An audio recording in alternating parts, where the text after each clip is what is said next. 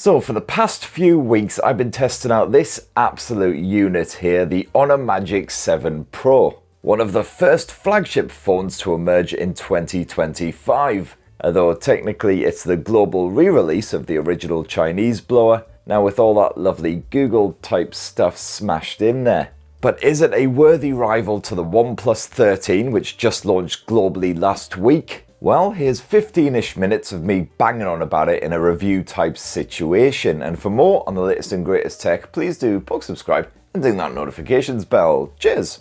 So first up, not many shocks or surprises when it comes to the design of the Honor Magic 7 Pro. It's a 6.8 incher and weighs 223 grams, so it's a proper pocket ripper. The main difference here versus the previous generation is you've now got a mostly flat display. It's one of those quad curved buggers that's all the rage these days, so ever so slightly curvy on all four edges. But to all intents and purposes, it is a flat screen with zero palm intrusion, even if you're squeezing it really tight. And if you have an extreme distaste for bezels, well, great news, because there's practically none of it here. Unfortunately, also, like a lot of flagships, you've got that iPhone-esque flat edging. Although at least the arse end of the Magic 7 Pro is slightly curvy, so that helps improve the hand feel. You've got rounded off corners as well, so there's no sharp bits jabbing you anywhere. And one-handed use is alright, mostly thanks to the enormous squirklish camera bump. And yes, I do still abhor seeing squircle, it just sounds like some gormless Pokemon. But the camera bump is flipping enormous, so it does act as a rather handy finger shelf when you are having to grapple with this thing with just one mitt. It's not the most vivid choice of colours for the Honor Magic 7 Pro. You've got grey, blue or black. This is the black effort. And I don't think you could ever accuse Honor's design of being too thrilling.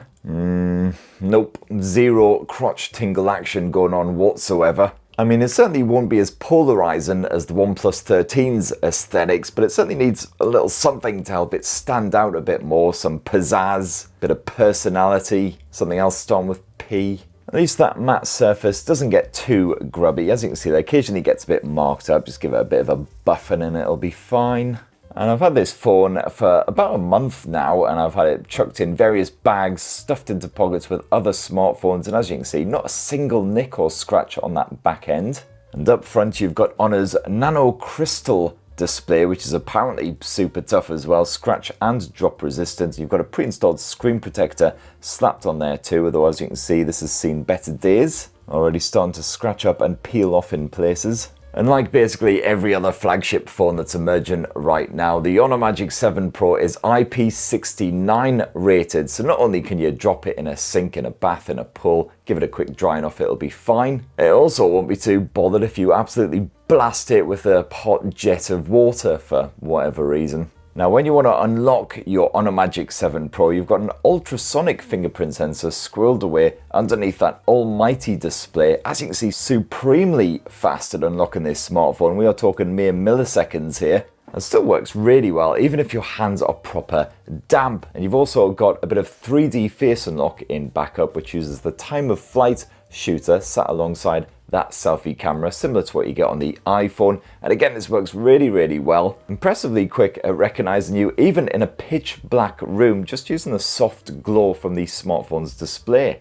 And then, hey, once you've unlocked your Magic 7 Pro, you're then into a good bit of macOS version 9, squatting there on top of Android 15. And while macOS isn't my favorite Android launcher, at least, you got all the staples, the Google Discover feed, you've got your apps tray, drag down the old notifications bar from anywhere now, and you've got your control center, which you can swipe across to, just like on many other launchers. Oh yes, unfortunately, like a lot of Chinese smartphones, you do also get shed loads of crapware stuffed on here. Trip.com, LinkedIn, Facebook, all the usual bollocks. And I will now do what I've been absolutely gagging to do for this past month, which is uninstall the shit out of all of this. And as usual, I've run up against a few annoyances, shall we say, here in macOS. So for instance, swiping to the control center from the notifications bar, nice and easy, but swiping the other way can be annoyingly, irritatingly difficult. You got to get it just right, basically. There is a knack to it. I also had a lot of problems with notifications simply not appearing for a lot of my apps, my messaging apps, my email apps, etc.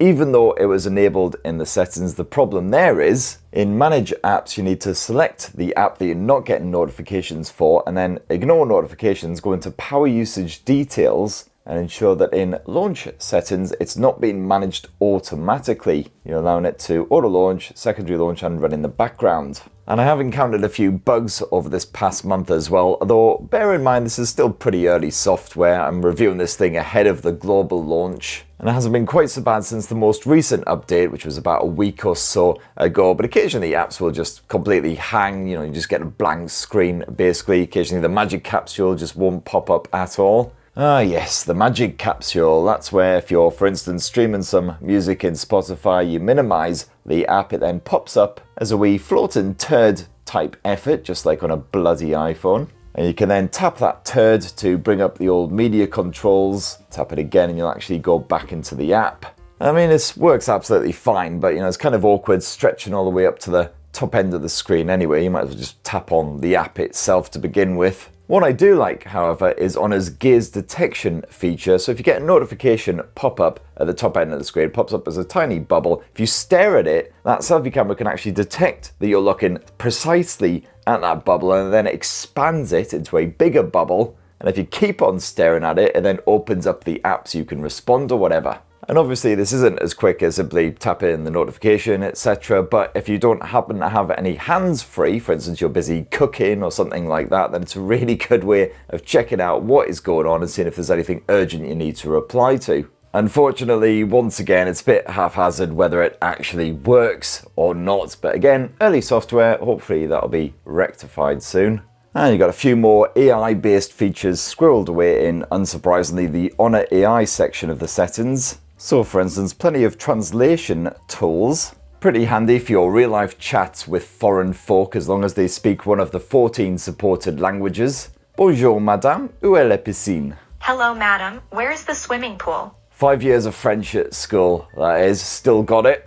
I gotta say though, I do wish it was a lot easier to translate any text that you come across in real life, for instance in signs, in menus, things like that. You'd think you'd be able to just point your camera at it and do some magic lens shenanigans, but no dice there unfortunately. All I could do was basically copy all of the foreign text and then just plugged it into Gemini and got that to translate it for me. Maybe I'm missing something somewhere, but I just couldn't find an easy way to do it. If you drag down the old control center, you'll see you've got a couple of AI suggestions up top of what you might possibly be wanting to do. Doesn't seem particularly smart to me. It's just constantly suggesting the torch and auto rotate. Doesn't seem to matter if it's late in the evenings, where I quite often turn on the do not disturb mode a little bit earlier. Always suggest the old torch and auto rotate. In fact, it only ever suggested do not disturb in there once, and that was literally seconds after I'd already deactivated do not disturb. So I guess maybe it figured I'm a dumbass and I just did that by accident. And you've got all the standard Android built-in AI shenanigans as well. A bit of circle to search, for instance, and of course, good old Gemini. And of course, you've got all the usual Magic OS features bunged in there as well, which I won't bang on about in this video, otherwise we'll be stretching into Flossy Carter territory. But what I will say is very glad to see a full 0.5 terabyte of storage stuffed into the Magic 7 Pro. It's got plenty of space to download tons of apps, take lots of videos, etc, etc. You can even install Genshin Impact about 5 times over. And I wasn't too surprised to find that I really liked the Honor Magic 7 Pro's 6.8-inch display. Like all flagships, it's an absolute stunner. You got 2800 by 1280 pixel resolution, so it may be a big bugger, but it stays nice and crisp. You got HDR10 and Dolby Vision streaming support in services like Netflix, and good news if you live somewhere sunny, because hey, this panel gets really, really bright when you max it out. And that auto brightness works an absolute treat as well, quickly responding to any changes in the lighting in your environment. It's LTPO text, that refresh rate scales all the way down to 1 Hz, all the way up to 120 Hz.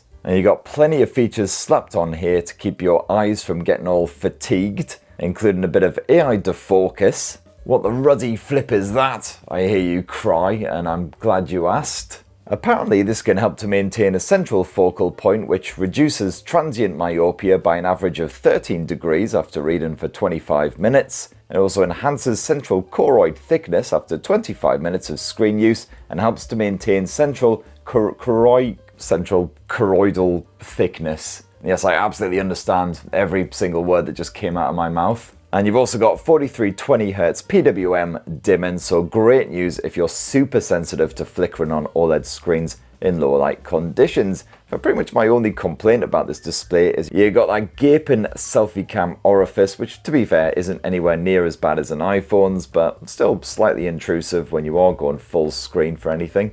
Yeah, otherwise all good. Honor has even managed to fix the gesture sensitivity issues that I experienced in the Honor Magic 6 Pro, so no problems there at all. And as for the stereo speaker arrangement here on the Honor Magic 7 Pro, well, this now apparently features an enhanced cavity. Absolutely all of the restraint, to not say just like your mum after her vajazzling then. I've certainly been highly impressed by the audio output here on the Honor Magic 7 Pro. Let's just check it out. Don't really like other people very much. Hey, me neither. And that's why I prefer to throw back half a crate of beer, lock myself away in a room with not too many fragile objects, and flail about the place with the latest and greatest single-player MetaQuest 3 and MetaQuest 3S VR games. So as you can hopefully hear there, those speakers are ludicrously loud. You could literally be stood in the centre of Piccadilly Circus just watching a bit of YouTube. Buskers and screaming and all that people stuff going on all around you. Still hear every single word crystal clear, but the Bluetooth streaming also works an absolute charm, no issues there. And of course, yeah, bugger all headphone jack, as usual.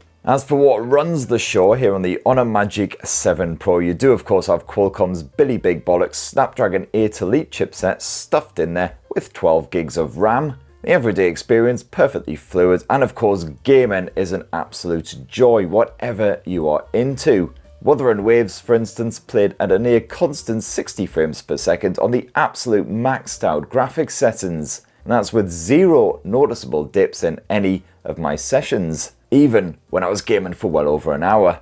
And no, the Magic 7 Pro doesn't get sphincter-puckingly hot either, just slightly warm if you're playing for longer than 20 or 30 minutes. And yes, you've got that macOS gaming mode, which you can flip out like so at any point. You've got your dedicated gaming performance mode, otherwise you can slap it on balanced if you're playing something a bit more chill. You've got a handful of decent features packed in there, like so the Do Not Disturb, you can enhance the touch sensitivity, record the action, etc.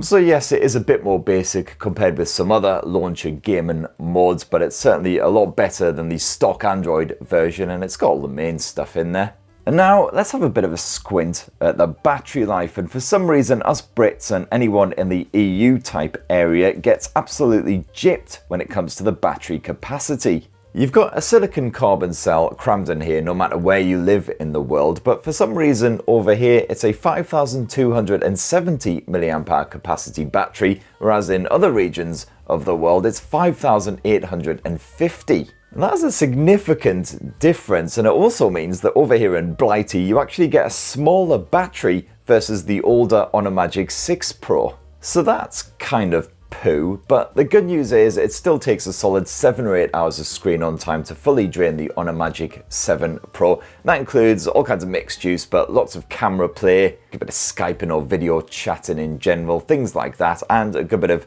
Spotify or Audible streaming in the background. So I did finish most days with roughly 30% battery charge still remaining, didn't get even close to fully draining it in a single day. But it is still slightly irksome that we get gypped over here compared with the rest of the world. In happier news though, you've got full 100 watt wired charging support here on the Honor Magic 7 Pro, which isn't the nippiest around, but it's pretty damn fast. You'll get a full charge of this thing in under half an hour, even if it's practically drained. And you've also got some impressively fast 80 watt wireless charging support, as long as you've got a supported charging pad, of course. Alright my lovelies, how about we finish up this rather lovely Honor Magic 7 Pro review with a squint at that triple lens camera tech. And what you've got is a 50 meg primary shooter with an adjustable aperture, but it only scales from f1.4 to f2.0, so quite a limited range compared with, for example, the Huawei alternatives.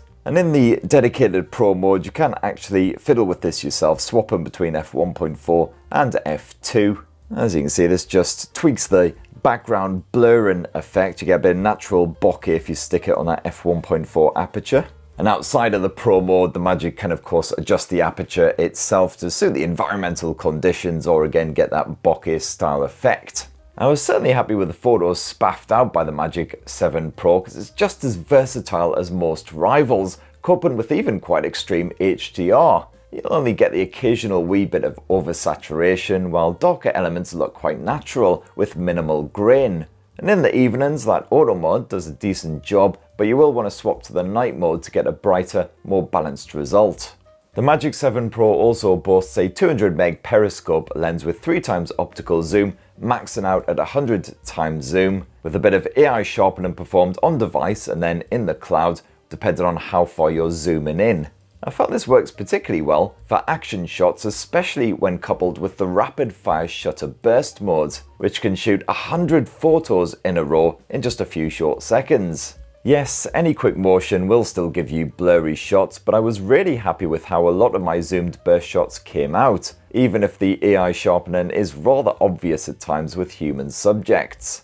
But hey, if you're snapping solo photos with the periscope lens, the Magic 7 Pro can usually handle a bit more action, so you'll often get sharp results as long as there's enough light to spare, and that AI shindiggery is a lot less apparent. But be warned, in softer light, my zoom pics were usually proper cack.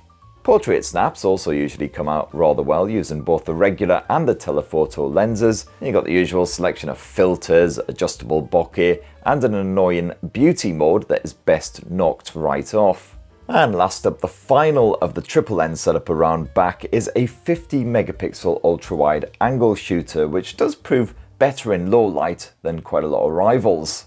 And yeah, you got the usual obligatory AI-based photo editing tools, got a bit of AI eraser, although this doesn't automatically pick out people in the background for you to erase. You do have to actually select them yourself. It tends to work reasonably well, with the usual limitations, of course. It can't work absolute wonders. But yeah, pretty good at cleaning up some of those messier shots, even if it does occasionally take its sweet time.